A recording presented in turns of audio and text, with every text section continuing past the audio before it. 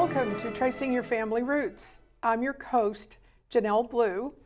And first I want to thank the Mount Vernon Genealogical Society for being the sponsor of this program. And also thanks to our producer, Sidney Sachs, and his crew for making this show possible.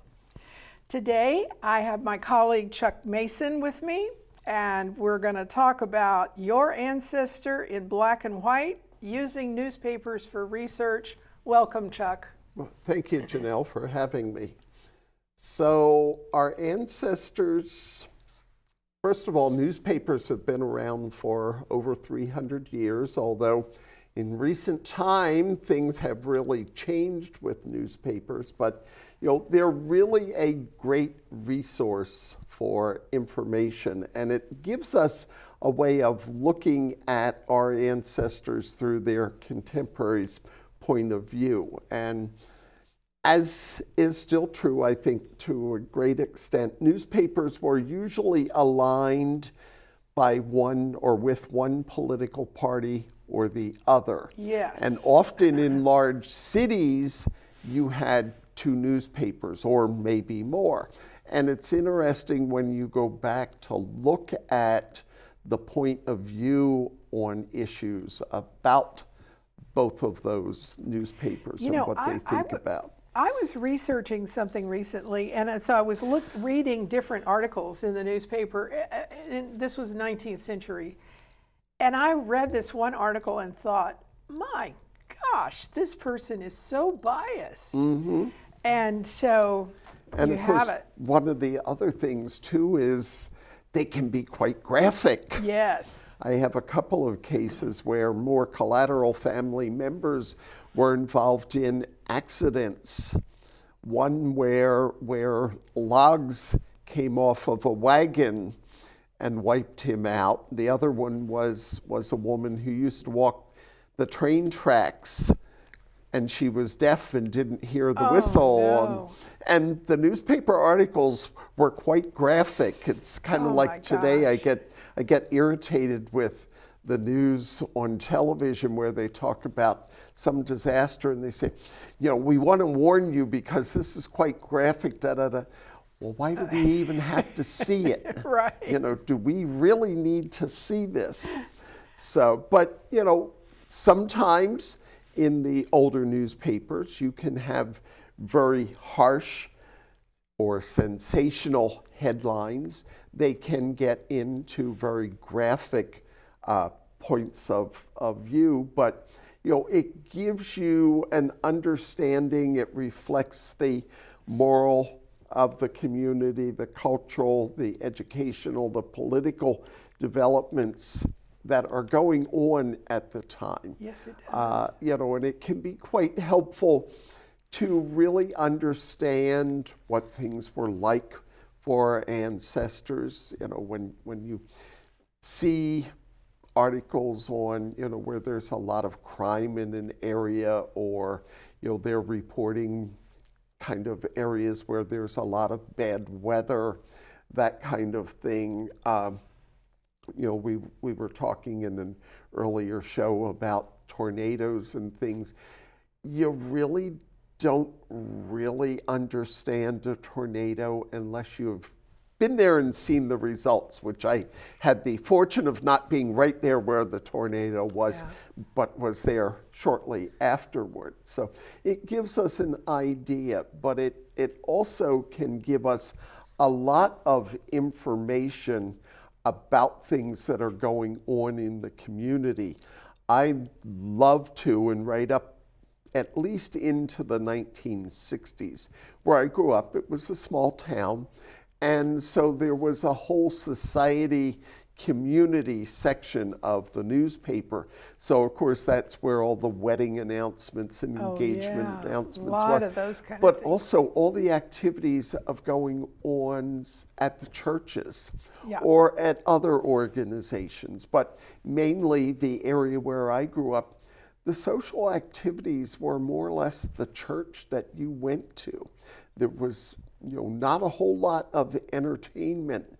There wasn't multiplex theaters Right, or, right. you It know, was- even really live theater. You had to go into Camden, about 8 miles away from where I grew up, to get into that. So, the churches always had things going on, and they'd have their strawberry festival, and they'd have their peach festival and things like that. And the pageants and who sang what Song. and it was very detailed. Yes, and wedding announcements were quite detailed in what the bride's gown was yes. made of and all the Yes. details about it, and often gave you a lot more news about who came to the wedding, not only who was in the wedding party, but particularly family members that traveled a distance, where they were from and who they were coming to the weddings. Yeah, and it tells, I remember reading about this one wedding,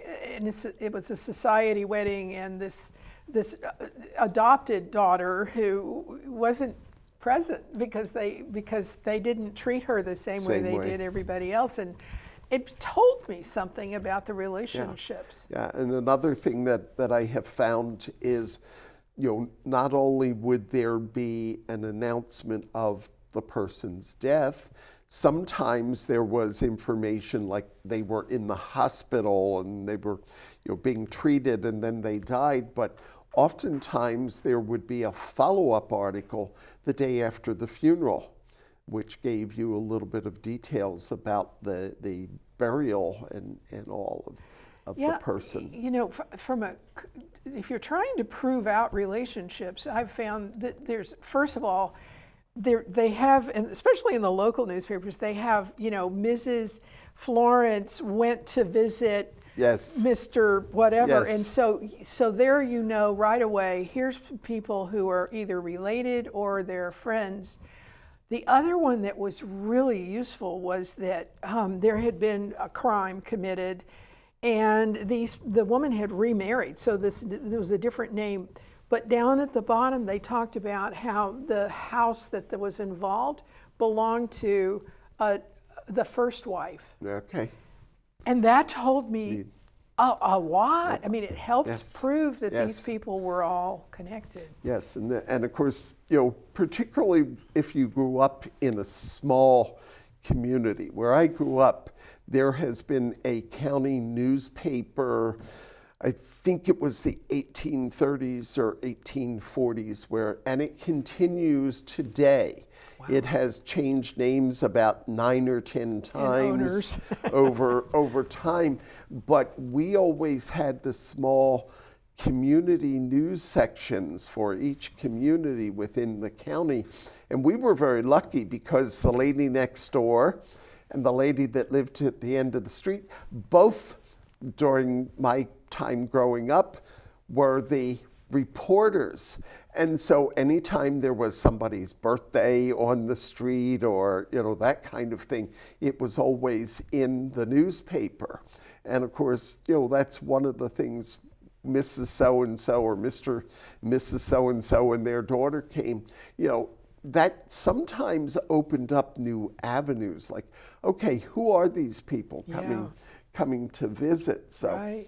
What we really want to look for when we're doing our research is, do we have kind of a central focus of things like these community news sections, or, when I was a kid growing up, and I think even when my sisters were born 11 years after me, the hospital reported the births of the children. So, you got the date that they, in the newspaper, there was a column.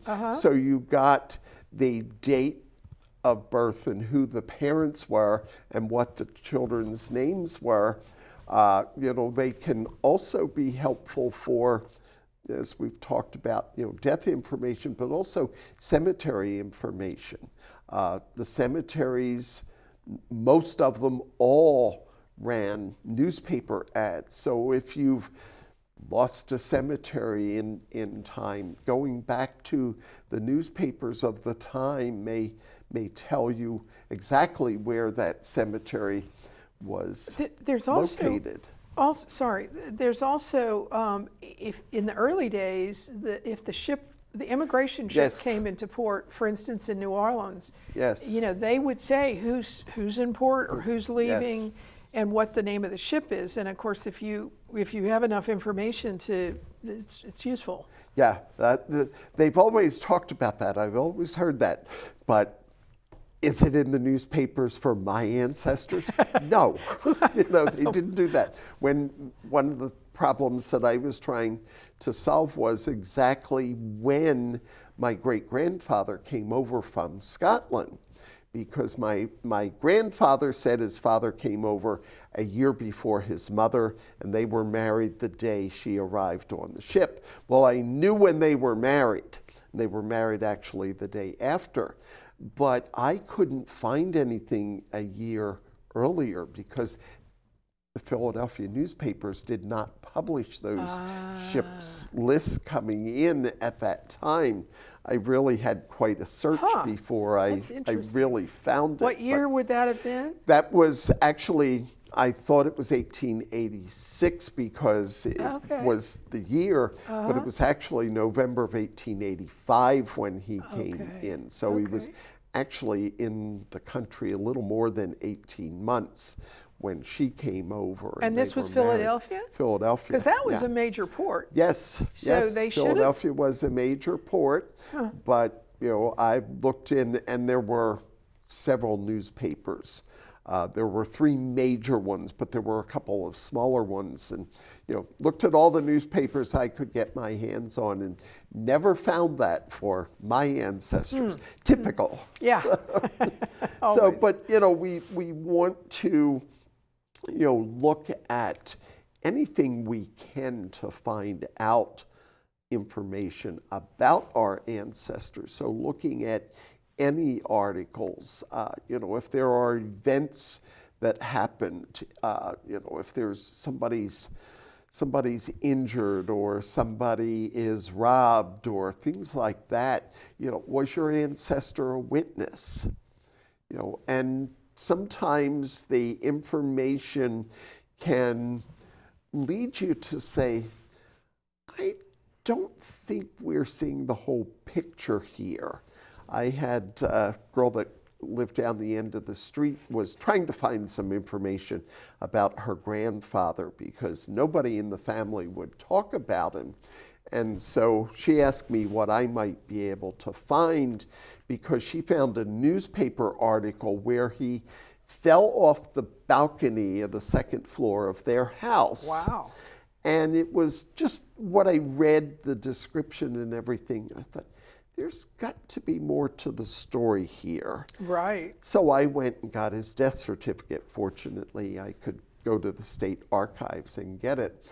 And as I suspected, he jumped from the balcony, so he committed suicide. He didn't accidentally fall. Oh my gosh. So, you know, those kinds of things, there are often clues, and then, like I said, you know, the wagon load of logs that the man stopped to adjust the chain, and, you know, all of a sudden it broke and wiped him out, you know.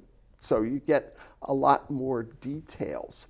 Also, other things that we want to look into is, at the time somebody dies, is there something about their estate? Oh, sure. You know, oftentimes the executor or the administrator, if they left a will, it's the executor or the executrix. If they didn't leave a will, then it's the administrator, is looking for heirs, is looking for what does this person owe? Do they owe money? And often you will see announcements that, you know, if you have a claim against this estate, you have this amount of time to file that claim, otherwise you're out of luck. And so, you know, often you have those kinds of things that people will publish in the newspapers. There's also the divorce where the husband says, Yes. I'm not responsible for Yes. any, don't, you know, Yes, I'm not paying for her charges. Those kinds of things with divorces, you know, and sometimes sales of land too. You know, not all of our ancestors may have been able to pay their taxes or pay the That mortgage or shows up in the things like papers, that, doesn't and it? those kinds of things. The sheriff's sales when it's finally gone into court and it's, you know, going to be sold for back taxes or, you know, for whatever is due on the loan or those kinds of things. You know, it can give you a lot of information about the family. It's time consuming to search them out. But of course, now we're getting even more useful things because so many newspapers are being put online. Right. And in some cases, you're getting indexes to things, or at least, you know, a little hint of, okay, there's something in this newspaper, you need to go look for that newspaper. And I was researching in a small town in Maine, and I at least had a hint that there was this name in a particular thing, but then I had to go through the entire newspaper, which can really be a problem for your eyes. So thank goodness that more and more of these are being surname digitized. Yes, I found particularly, you know, one side of my family is basically Philadelphia area, and I found that they don't have, unlike the newspaper that I grew up with in the county there, it was always on page 2 that the death notices and obituaries were listed.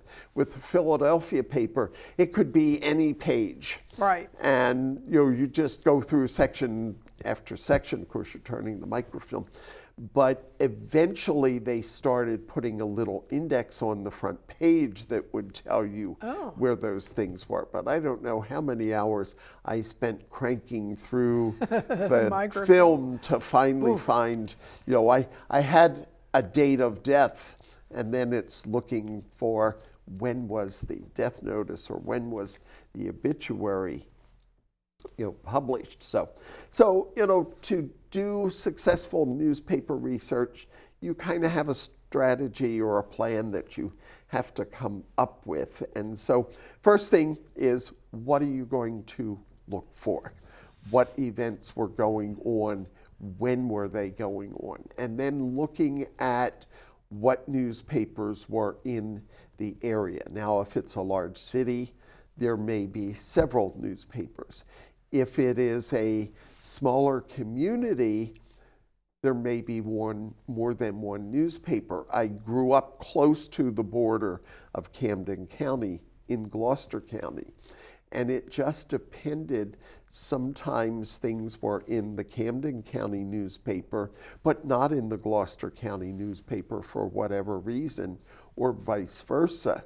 And then another thing to be aware of is if it's a major event, you may want to expand beyond the locality where that event took place. I have in my one line 6 family members that were killed in an automobile accident. Oof. Now they lived down in Vineland, New Jersey, down in Cumberland County, and they were in an area where Cumberland, Atlantic, and Gloucester County, you know, kind of all had a border merging there together. Well, just across the border from Cumberland County and Gloucester County was the Methodist campground. And every Friday night in the summertime, they had the revival, the Friday night revival service. Well, these 6 family members were going to that. They were going up a major road, and they turned left into it, and there was a tractor trailer truck coming down that killed them. Well, there was both the Cumberland County and the Gloucester County paper, I found things, but also Atlantic County and Salem County that was bordered on both Gloucester and Cumberland, but at the other end. Well, between the newspapers, I came up with like 9 or 10 different articles over a 3 or 4 day period, including information on the funerals and everything else. Not every one of them was accurate. Not every one of them had the same information. And so you want to compare all of those kinds of things. So you have to determine, you know, what area are their newspapers, for what time period, what are you looking for, what might have gotten into the newspaper, other things. Do they report, in addition to what, do they report the criminal activity at the time? And again, sometimes it's in more than one paper. I was doing some work on a family. Fortunately, it was a collateral family that married into mine, but one of the sons got into trouble. Well, it was the Camden paper, even though the event took place in Philadelphia and he lived in Philadelphia, the Camden paper right across the river had an article in it. So that caused me to go to Philadelphia to see what else was in there. Again, finding with trials, not just criminal, but where somebody may be suing somebody over something. That would get into the paper and give you great details of information. So knowing where to look is going to be important. And then today, finding the newspapers. Yes, there are newspapers online. Is there everything online? No. No. So, you use what you can find. But then, fortunately, we live not too far from the Library of Congress. And so I've done most of my Philadelphia newspaper research was not done in Philadelphia. It was done at the Library of Congress because I can go down there. I don't have to go up and make the trip 150 miles up to Philadelphia. Yeah. I can go 14, 15 miles to the Library of Congress and get a lot of newspapers there. But do they have everything? No, they don't. So I always recommend, if you're doing research at the Library of Congress, they have a feature on their website, Ask the Librarian. And if you're not sure about things, use that. Oh, you can use it for good any to of the know. research rooms, or you can ask a general question and they will pass it to the appropriate reading room. But I was trying to find out, I had a cousin who was about 2 months younger than I am, who was living in Fort Lauderdale. Her parents moved to Fort Lauderdale when she died. She was 10, I had just turned 11. And I knew all about the funeral and when she died and everything, but I was trying to find out, where is she buried? And at the time, my aunt and uncle were gone by the time I decided, oh, that's a blank I need to fill in. Well, I thought, okay, Fort Lauderdale, Library of Congress, that's a big town. They're going, Yeah. So, but I thought, I want to find out what newspapers they have. So I asked the librarian. They came back and they said, we have a very small collection for Fort Lauderdale, and it is from, I think it was 1956 into 1957. And she died Oh my gosh. in 1960. Oh. So, I didn't waste the time to go down there. Other places to look are when you get into the state library or the state archives, and what collections do they have? I find with New Jersey, they don't have the same. So fortunately, there's one building, a museum in between the two. So it's not a big deal to go from one to the other to look at their collections when I'm looking for them. Well, and I would also say, go to the little counties. The counties, because they have, Yes. sometimes they've got stuff on microfilm. County that libraries. nobody else is going to have. Yes, the county libraries, the historical and genealogical societies. Right. The one thing that I have found sometimes, the little genealogical societies have newspapers that weren't around for a whole lot of time. Yeah. When I was in high school, I think it started when I was a sophomore in high school, the little township that I grew up in had a woman who started a newspaper. And this thing run for about 4 or 5 years. Well, nowhere have I ever found it on microfilm, but at the Historical Society. And of course, it was rich in information about my graduating class because we had one of our class members who worked for the newspaper. She was a secretary. So anything our class was doing, we not only got an article, we got a photographer, and so it was a great thing for information.